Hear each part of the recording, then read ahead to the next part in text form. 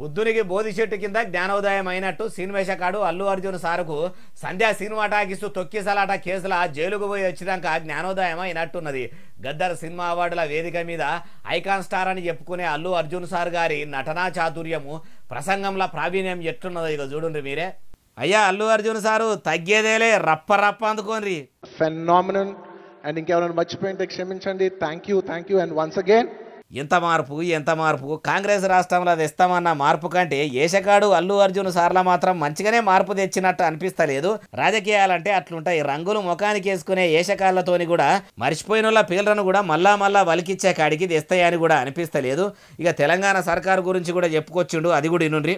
I'd like to thank the government of Telangana for this wonderful initiative. ఇది ప్రతి సంవత్సరం ఇలాగే కొనసాగాలని మనస్ఫూర్తిగా కోరుకుంటూ సెలవు తీసుకుంటున్నాను. జై హింద్, జై తెలంగాణ, జై హింద్.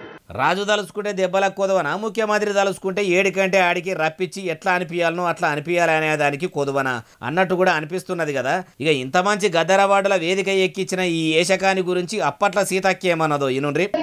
పోలీస్ స్టేషన్లలో బయట బట్టలు ఇప్పేసి నిలబెట్టి యథేచ్ఛగా స్మగ్లింగ్ చేసేటువంటి సినిమాలకు మాత్రం కేంద్రం నుంచి అవార్డులు వస్తున్నాయి. అమ్మా సీతక్క, కేంద్రం ముచ్చడం ముద్దుగానే చెప్తుండ్రు. ఇప్పుడు గద్దర్ అవార్డుల పేరంటం పెట్టి ఏషకాళ్లకు ఏషగత్తెలకు అవార్డులు ఇస్తున్నది మీ రాష్ట్ర సర్కారే కదా. ఆ అవార్డుల స్టేజి మీద కూడా నిలబడేందుకు అల్లు అర్జున్ సారు అర్హుడేనా?